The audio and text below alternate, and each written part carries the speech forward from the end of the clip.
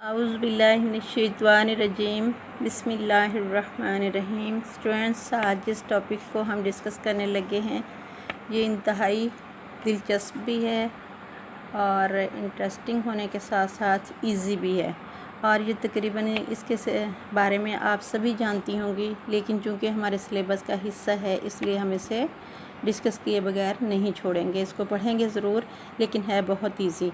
चूँकि ये ज़िम्मेदारी है पढ़ाने की, इसलिए सिलेबस में हम कोई चीज़ छोड़ नहीं सकते, तो मैं आपको करवाती हूँ। ये आज हमने जो पढ़ना है वो है शिकंजबीन। इसके बारे में आप सभी जानते होंगे कि शिकंजबीन जो है ये सस्ता और फ़रद बख्श मशरूब है, यानी ये चीपर है, सस्ता है दूसरे मशरूब की निस्बत और फ़रद बख्श भी है। तबीयत जो है वो सुकून महसूस करती है। ये मशरूब जो है दो तरह का होता है, यानी शिकंजबीन बनाने का तरीका जो है, मेथड जो है वो दो तरह से ये बनती है। एक ये कि पानी के अंदर जो चीनी और ताज़ा लीमू का रस जो है वो निचोड़ लिया जाता है और शिकंजबीन जो है वो तैयार हो जाती है।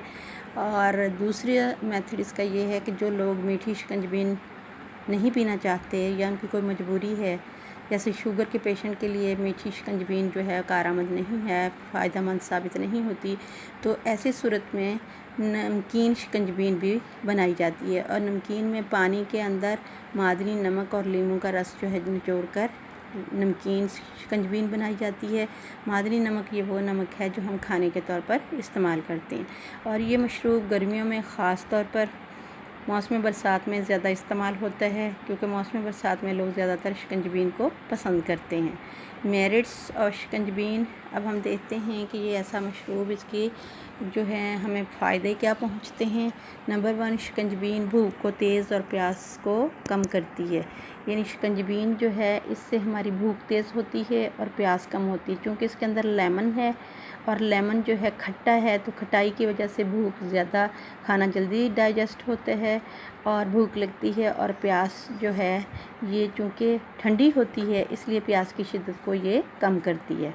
नंबर 2, जिस्म के नमकियात की कमी को पूरा करती है और कब्ज़ दूर करती है, यानी हमारे गर्मियों में जो है पसीना हमें ज़्यादा आता है और पसीने के ज़रिए हमारी बॉडी के नमकियात जो हैं वो ख़ारिज होते रहते हैं। नमकियात की कमी हो रही होती है बॉडी में, तो ये जो है नमकियात की कमी को पूरा करती है और लेमन होने की वजह से ये कब्ज़ भी नहीं होने देती, कब्ज़ को भी दूर करती है। नंबर 3, शिकंजबीन के इस्तेमाल से विटामिन सी जिस्म में खून पैदा करता है और खून को साफ़ करता है, यानी लेमन के अंदर जो है वो विटामिन सी पाया जाता है और विटामिन सी जो है ये खून पैदा भी करता है, बनाता भी है और खून को साफ़ भी करता है।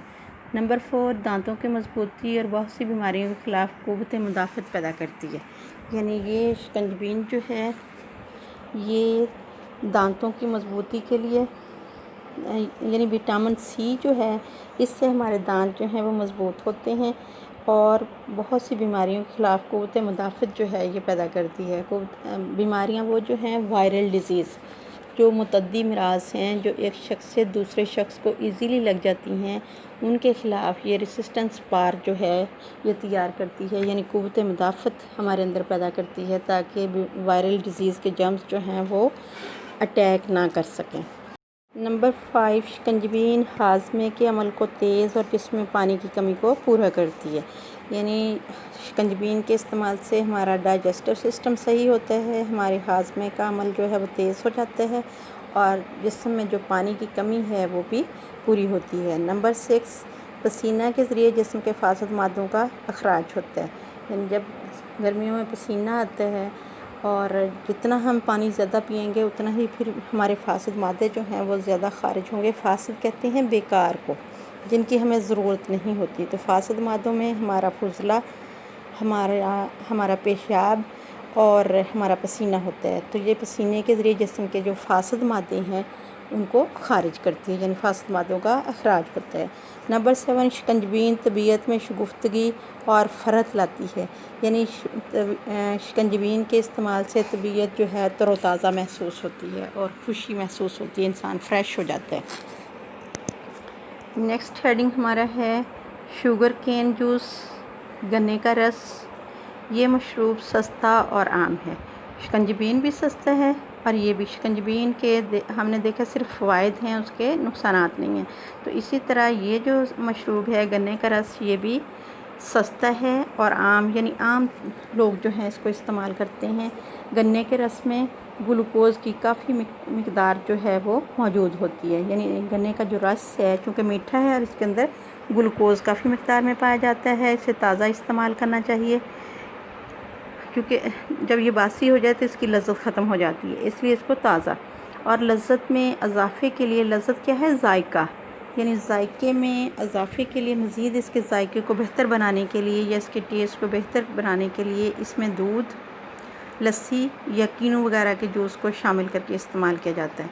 यानी जो गन्ने का रस है, अगर इसको मज़ीद टेस्टी बनाना हो तो इसके अंदर दूध भी मिक्स किया जा सकता है या दही की जो लस्सी तैयार की जाती है वो भी डाली जा सकती है, या कीनू वगैरह का जूस डालकर इसको इस्तेमाल किया जाता है। इससे इसका टेस्ट जो है और भी ज़्यादा अच्छा हो जाता है।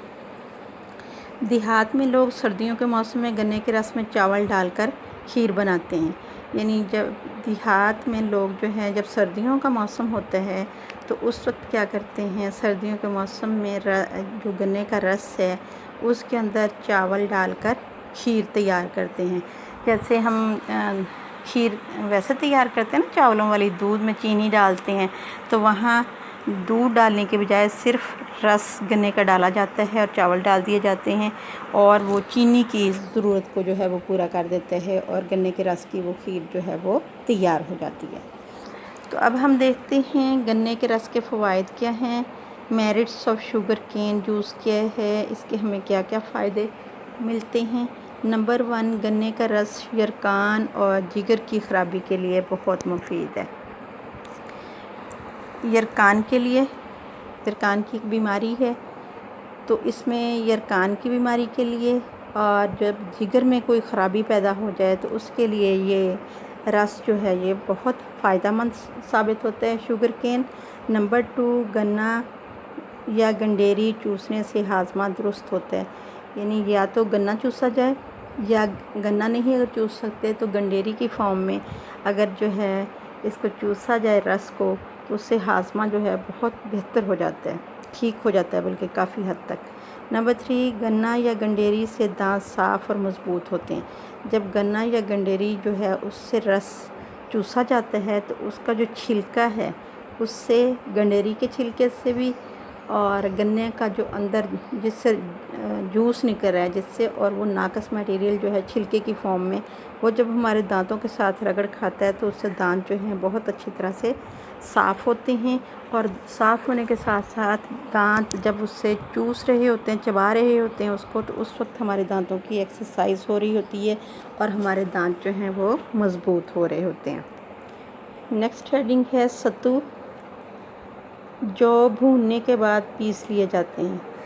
यानी जौ को पहले भुना जाता है, फिर उनको पीस लिया जाता है, और जब वो फूफ सा एक तैयार हो जाता है आटे की तरह का, तो फिर शक्कर, गुड़ या चीनी के शरबत में मिलाकर इस्तेमाल किए जाते हैं।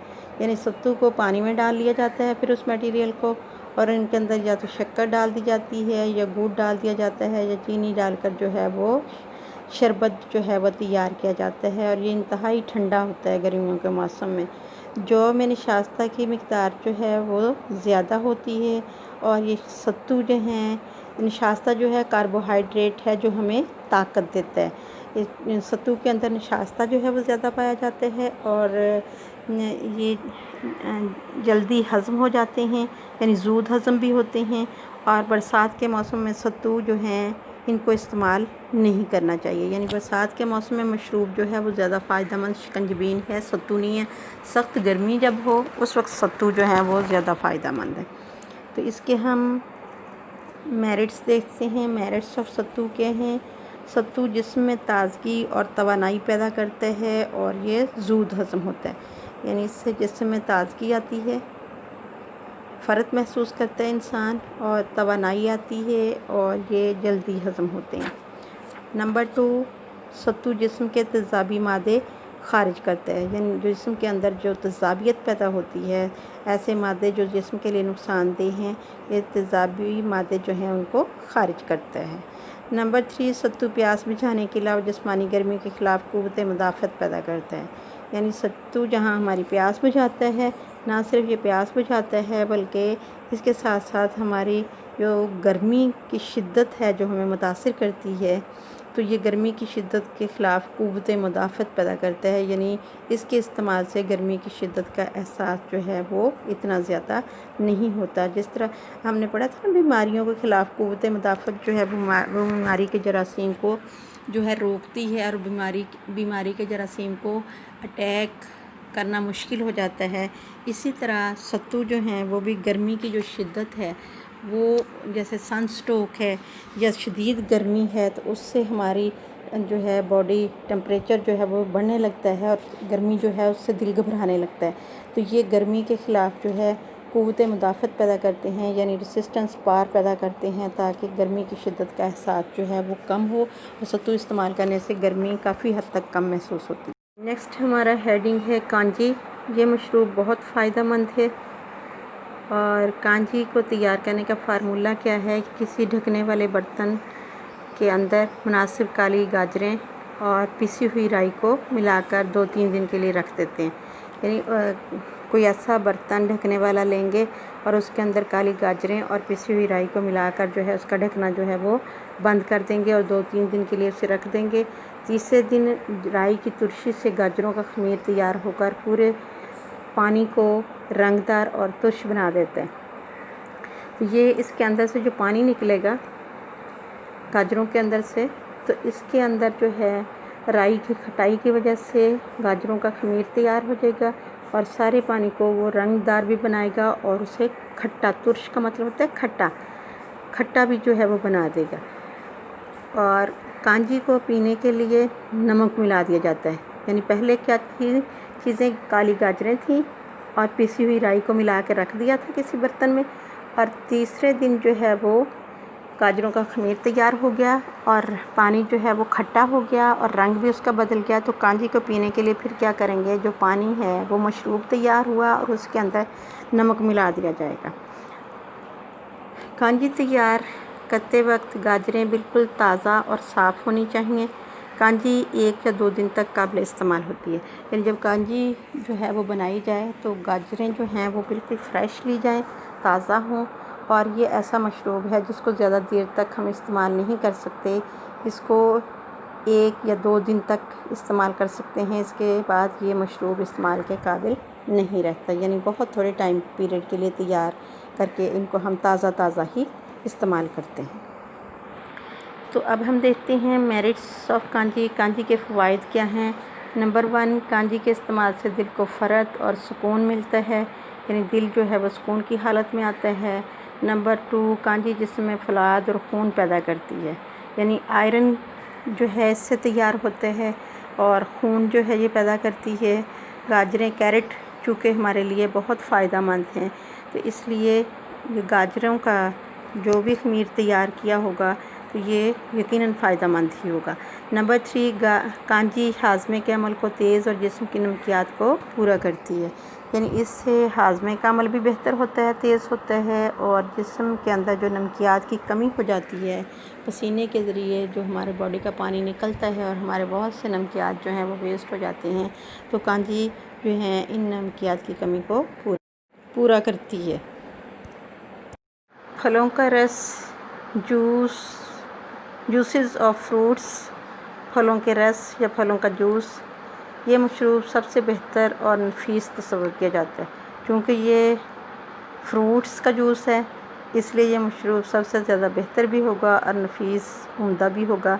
ये दौर हाज़िर के जदीद मशरूबात हैं, यानी मौजूदा दौर में जो यूज़ होने वाले मशरूबात हैं, ये मौजूदा दौर के मशरूबात कहला रहे हैं, यानी जूसेस ऑफ फ्रूट्स। ये ताज़ा फलों के रस को निकाल कर इस्तेमाल किया जाता है और इसमें ग्लूकोज़ जो है वो होता है। जो भी मीठी चीज़ है ना उसके अंदर ग्लूकोज़ होगा और ये मैदे में शामिल होकर जुज़्व बदन बनता है। यानी जैसे ही ये जूस मैदे में जाता है और मैदे में खुराक के साथ शामिल होकर ये जूस बदन का हिस्सा बनता है। खिलाड़ियों को रिफ़्रेशमेंट के लिए फलों का जूस जो है वो दिया जाता है। यानी प्लेयर्स जब गेम्स में पार्टिसिपेट कर रहे होते हैं तो उस वक्त जो है इनको फलों का रस जो है रिफ़्रेशमेंट के तौर पर जो है दिया जाता है। रिफ़्रेशमेंट क्या है कि थोड़े से देर के लिए गेम को आर्जी तौर पर रोका जाता है, या खिलाड़ियों को जब गेम ख़त्म हो जाती है तो उसके बाद उनकी तफरीह तबाह के लिए रिफ़्रेशमेंट जो है वो दी जाती है ताकि खिलाड़ी फिर से फ़्रेश हो जाएं। तो उसमें इनको जो है गेम के दौरान वक्फ़ों में जो है फलों का रस जो है वो या फलों का जूस जो है वो दिया जाता है, क्योंकि ये इसके अंदर ग्लूकोज़ होता है और ग्लूकोज़ जो है फ़ौरन तवानाई पहुंचाता है, इसलिए खिलाड़ियों को फलों का रस दिया जाता है। और इनके रस में नमकियात के अलावा विटामिन सी के अज़ा भी शामिल होते हैं। यानी इनमें सिर्फ नमकियात ही नहीं पाए जाते, ग्लूकोज़ ही नहीं पाया जाता, बल्कि इनके अंदर विटामिन सी के कुछ अज़ा जो हैं वो भी शामिल होते हैं। इसके अलावा फलों के रस से स्क्वैश तैयार करके बोतलों की सूरत में मिलते हैं। यानी ये तो हम फ्रेश जूस की बात कर रहे थे, तो जो जूस देर पा हम स्टोर करके रख लेते हैं वो किस तरह से तैयार होता है कि इस फलों के रस से स्क्वैश तैयार करते हैं और इस स्क्वैश को बोतलों की सूरत में जो है वो स्टोर कर लेते हैं, जो कि मंदरजा झैल हैं। Number 1 orange squash. ये नाम से ही ज़ाहिर है कि ये स्क्वैश ताज़ा पके हुए संतरे और माल्टे के रस से तैयार किया जाता है। यानी जब संतरे और माल्टे जो हैं पक जाते हैं और ताज़ा होते हैं तो उस वक्त इनका रस निकाल कर ये स्क्वैश तैयार किया जाता है। गर्मियों में बहुत ज़्यादा पसंद किया जाता है। मसूड़ों और दांतों की बीमारियों से ये हमें बचाता है, क्योंकि ये फलों के जूसेस जो हैं हमारे लिए बहुत फ़ायदेमंद होते हैं और इससे हमारे मसूड़े भी मजबूत होते हैं और हमारे दांतों की बीमारियां जो हैं वो भी दूर होती हैं। ये हाजमे के अमल को तेज़ करते हैं और इन स्क्वैश जो है ये हाजमे के अमल को तेज़ करता है, जिसमें नमकियात की कमी को भी पूरा करता है। स्क्वैश गर्मियों में बकसरत इस्तेमाल किया जाता है। ये स्क्वैश जो है ये फ़रत बख्श है।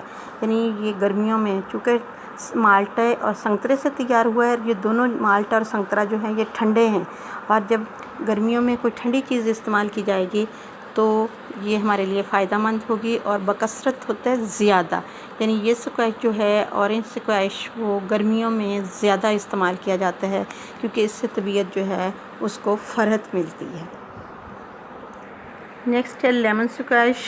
ये स्क्वैश उम्दा लीमू के रस से तैयार किया जाता है।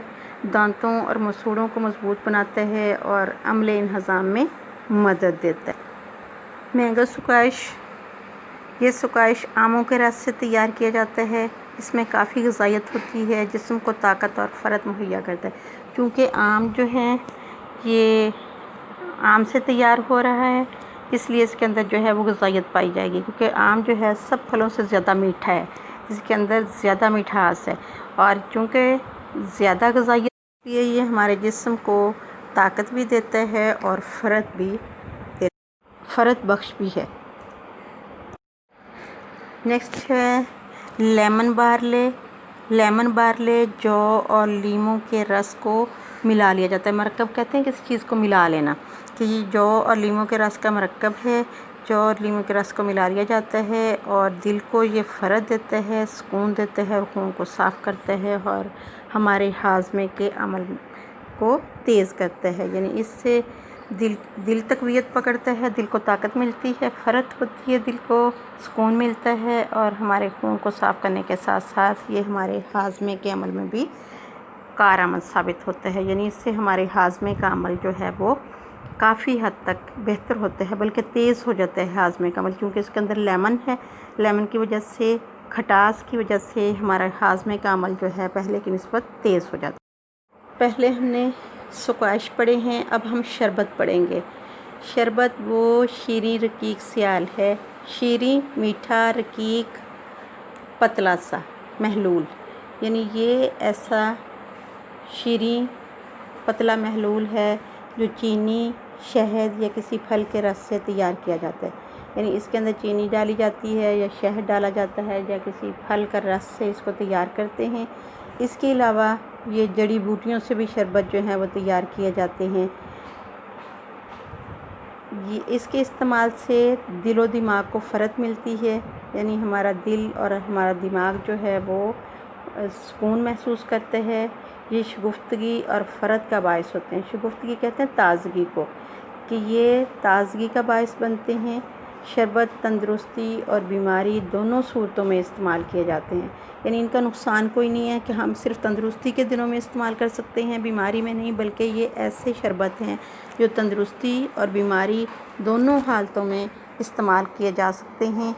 मौसम गर्मा में शरबत एक ख़ुसूसी नेमत तस्वर किया जाता है, यानी गर्मी के मौसम में शरबत जो है एक ख़ास नेमत अल्लाह ताला की तस्वर किए जाते हैं, क्योंकि ये गर्मी की शिद्दत को कम करके हमें सुकून पहुंचाते हैं। तो इसमें हम टाइप्स देख लेते हैं कौन कौन सी हैं शरबतों की। नंबर 1 शरबत बादाम है।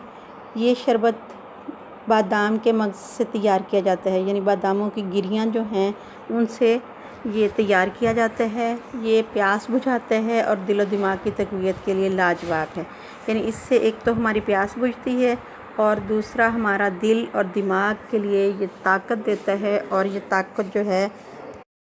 ताकत लाजवाब ताकत है जिसका कोई जवाब नहीं होता। ज़हनी और जिस्मानी काम करने वालों के लिए ये शरबत इंतहाई मुफीद यानी फ़ायदा मंद है। नेक्स्ट शरबत अनार। ये तबीयत में शगुफ्तगी पैदा करने के अलावा जिस्म को ताकत मुहैया करता है, यानी तबीयत में शगुफ्तगी पैदा करने के साथ साथ ताकत देता है, जिस्म को दिलो दिमाग को फ़रहत देता है। लोग इसे आब हयात से तशबीह देते हैं। आब हयात, आब पानी, हयात ज़िंदगी का, यानी ऐसा पानी जिसको पी के हमेशा हमेशा के लिए ज़िंदगी मिल जाए। तशबीह तो आप समझते ना, किसी एक चीज़ को दूसरी चीज़ की मानद करार देना तशबीह कहलाता है। तो इससे इस शरबत अनार को आब हयात से तशबीह दी जाती है। ये ऐसा शरबत है जैसे ज़िंदगी का पानी पी लिया जाए तो हमेशा हमेशा, एक ऐसा पानी अगर वो पी लिया जाए तो हमेशा हमेशा के लिए ज़िंदगी मिल जाती है। तो इसलिए इसे आब हयात कहते हैं, क्योंकि इसकी रंगत को देखकर दिलो दिमाग में सुरूर और तस्कीन की लहर पैदा होती है। सुरूर, चैन, यानी इसकी रंगत को देखकर, चूँकि अनार का कलर बहुत खूबसूरत होता है, रेड अनार जो होता है, इसकी रंगत को देखकर दिल और दिमाग में सुकून की लहर जो है वो पैदा होना शुरू हो जाती है और इंसान जो है वो सुकून महसूस करता है। नेक्स्ट है शरबत सेब। ये शरबत सेब के गूदे से तैयार किया जाता है, यानी सेब के अंदर जो गूदा होता है उसे तैयार करते हैं। और दिल और दिमाग के लिए बहुत फ़ायदा मंद है और जिगर को भी ये ताकत देता है, तबीयत में फ़र्क पैदा करता है और बदन में इससे चुस्ती पैदा होती है, यानी बंदा एक्टिव होता है। इसके इस्तेमाल से इंसान हर वक्त जो है हशाश वशाश, यानी खुश व खुर्रम, ताज़ा फ्रेश रहता है। नंबर 4 शरबत अनाब। ये शरबत खांसी, नज़ला, ज़ुकाम और दर्द सर और फसादी खून के लिए बहुत मुफीद इलाज है। यानी अनाब का जो शरबत है ये खांसी के लिए भी यूज़ होता है, नज़ला ज़ुकाम की सूरत में भी, और सर दर्द के लिए भी इसको इस्तेमाल करते हैं। और अगर फसाद खून से मराता है खून का ख़राब होना, यानी अगर बॉडी का खून जो है ख़राब हो जाए तो उसके लिए भी ये बहुत इलाज के तौर पर फ़ायदा मंद साबित होता है। शरबत अनाब जो है ये चेचक और खसरा के मरीज़ों को बतौर दवा के इस्तेमाल करवाया जाता है, यानी चेचक के इलाज के लिए और खसरा के मरीज़ों के लिए शरबत अनाब जो है बहुत फ़ायदा मंद होता है, इलाज के तौर पर इस्तेमाल करते हैं इसको। नेक्स्ट है शरबत संदल। ये शरबत प्यास को कम करता है, की तपश को ये दूर करता है, प्यास बुझाता है, दिलो दिमाग के लिए ताकतवर है। मकवी का मतलब होता है ताकतवर होना, और फ़रहत अफ़ज़ा भी है, खून को साफ़ करता है, मैदे और जिगर को भी ये तक़वियत देता है, यानी इससे मैदा भी ताकतवर होता है और इंसान का जिगर जो है वो भी ताकतवर होता है शरबत संदल के इस्तेमाल से। नंबर 6 शरबत रूह अफ़ज़ा। ये शरबत फलों और फूलों से तैयार किया जाता है। ये तो आम शरबत जो हम यूज़ करते हैं रूह अफ़ज़ा के, ये फलों से और फूलों से तैयार होता है। इसके इस्तेमाल से दिलो दिमाग को राहत मिलती है और प्यास जो है वो प्यास ख़त्म करता है या प्यास ख़त्म होती है। प्यास रफ़ा का से मुराद होता है प्यास को ख़त्म करना, यानी ये प्यास की शिद्दत को कम करता है और हमारी प्यास जो है इसको ख़त्म करने के लिए शरबत रूह अफ़ज़ा बहुत फ़ायदेमंद साबित होता है। That's all. ये हमारे आज का जो मुख्तलिफ़ मशरूबात थे ये कंप्लीट हुए। नेक्स्ट हम फिर अल्कोहल मशरूबात जो है उसको देखेंगे कि कौन कौन से मशरूबात ऐसे हैं जो अल्कोहल हैं। गैर अल्कोहली मशरूबात, पाकिस्तानी मशरूबात अल्हम्दुलिल्लाह हमारे कंप्लीट हो गए हैं। नेक्स्ट इंशाअल्लाह अज़ीज़ फिर अगले लेक्चर में हम अल्कोहली मशरूबात जो हैं उनको डिस्कस करेंगे और उनकी डिटेल हम पढ़ेंगे कि उसमें कौन कौन से अल्कोहली मशरूबात में कौन कौन सी चीज़ें जो हैं वो आती हैं। वो नेक्स्ट चैप्टर में इंशाअल्लाह अज़ीज़ करेंगे। अल्लाह हाफ़िज़, फ़ी अमानिल्लाह।